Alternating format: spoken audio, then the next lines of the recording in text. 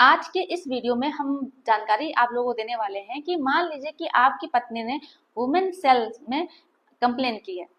और इसके बाद मालूम ये होता है कि आपकी पत्नी ने जब कंप्लेन की थी तब 2 पेज का था, लेकिन बाद में आप देखते हैं कि वही कंप्लेन 4 पेज का हो गया है। तो अगर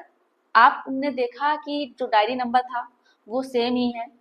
या फिर नंबर भी चेंज हो गया है या फिर मान लीजिए जो ओरिजिनल कंप्लेन थी उसमें हेर फेर की गई है, तो ऐसे में आप क्या कर सकते हैं, पति क्या कर सकते हैं। तो आज हम ये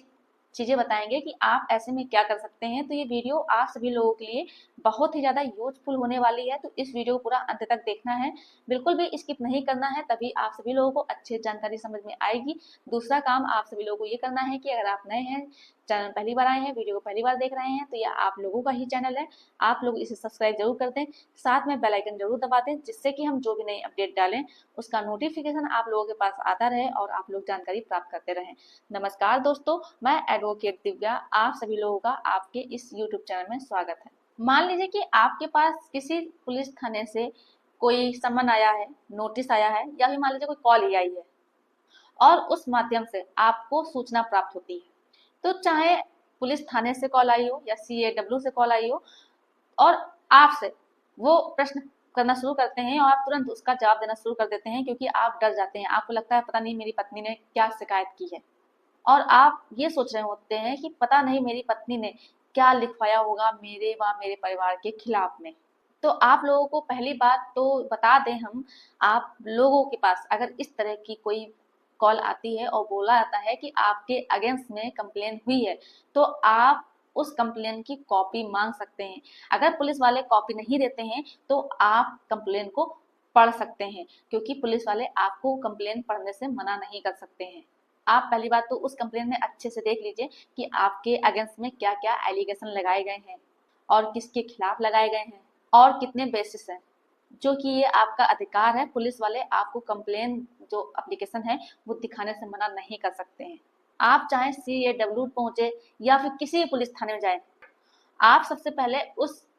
जो कंप्लेन हुई है उसकी कॉपी को मांग सकते हैं। नहीं देते हैं तो आप उसे पढ़ने के लिए मांग सकते हैं, आप उसे अच्छे से पढ़ें। आप वहाँ जब पूरी कंप्लेन की कॉपी पढ़ लेते हैं, ये देख लेते हैं कि कितने पेज में आपके अगेंस्ट में कंप्लेन की गई है, इसके बाद आपको RTI फाइल करना है अगर वहां से कॉपी नहीं मिलती है तो। और आप अगर RTI फाइल करते हैं तो ये आपके लिए लाभदायक रहेगा। जो कॉपी आपको RTI के माध्यम से दिलाई जाएगी, आप उसे सुरक्षित रखे रहेंगे हमेशा, तो आगे चल करके अगर उस कंप्लेन में हेर फेर की जाती है तो आपके पास प्रूफ रहेगा कि कंप्लेन 2 पेज की थी लेकिन अब ये 4 पेज की है, या डायरी नंबर अगर चेंज हुआ है, तो सारी चीजें आपके पास प्रूफ के तौर पे कॉपी रहेगी। क्योंकि कई बार ऐसा देखने को मिलता है कि मान लीजिए पत्नी ने कंप्लेन की, इसके बाद पत्नी का कोई मिलने वाला अधिकारी है, किसी से लिंक है, और वो उस कंप्लेन को पढ़ता है तो ये बोलता है कि अरे यार तुमने ये क्या लिखवा दिया, इसमें तो बिल्कुल जान ही नहीं है, तुम इसमें उल्टा खुद फंस जाओ या फिर अपने पति को तुम फंसा ही नहीं पाओगी, तो इसमें कुछ बदलाव करना चाहिए तुम्हें। क्योंकि जो आपने ग्राउंड लिखवाए हैं, जो एलिगेशन लगाए हैं, इसके आधार पर तो कोई केस नहीं बनता है, या मान लीजिए कि केस बन भी जाता है तो ये इसमें कोई जान ही नहीं है, ये तुरंत खत्म कर दिया जाएगा। तो ऐसे में कई बार कई जगह देखने को मिलता है कि जो ओरिजिनल कंप्लेन होती है उसे हटा दिया जाता है और उसकी जगह पे दूसरी कंप्लेन लिख दी जाती है। तो मान लीजिए कि आपके अगेंस्ट में केस हो जाता है, इसके बाद कोर्ट जाना शुरू करते हैं आप, और कंप्लेन में आपकी नजर पड़ जाती है कि आपने जो कंप्लेन पहले देखी थी, जो आपने सर्टिफाइड कॉपी RTI के माध्यम मंगाई थी, वो दूसरी चीज है, और जो यहाँ पर कंप्लेन कॉपी लगी हुई है वो दूसरी चीज है।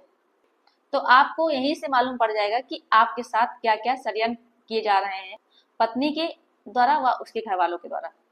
तो जब आप उस कॉपी को देख लेते हैं, आप ये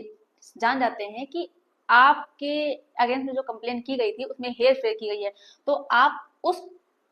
कॉपी की भी, उस कंप्लेन की भी सर्टिफाइड कॉपी निकलवा सकते हैं। और उसके बाद जिस थाने में कंप्लेन की गई है उनके कुछ अधिकारी से आप बात कीजिए, उनको दोनों कॉपी दिखाइए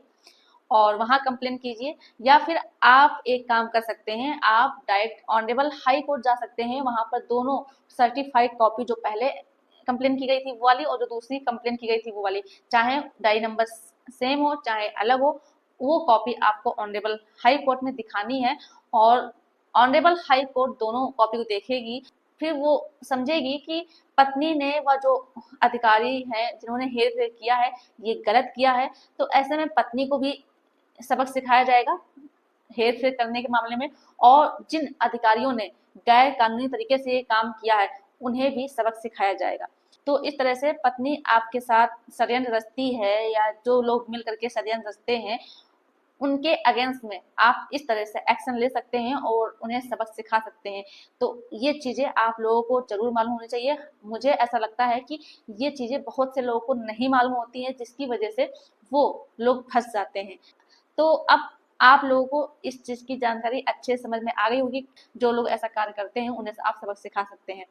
तो आप लोगों की मेरे इस जानकारी के विषय में क्या राय है, आप लोग मुझे कमेंट करके ज़रूर बताएं। और अगर जानकारी पसंद आती हो तो वीडियो को लाइक कर दें और वीडियो को शेयर कीजिए, जिससे कि हर व्यक्ति को इस विषय की जानकारी हो सके। और अगर अभी भी चैनल को सब्सक्राइब नहीं किया है तो यह आप लोगों का ही चैनल है, आप लोग इसे सब्सक्राइब जरूर कर दें।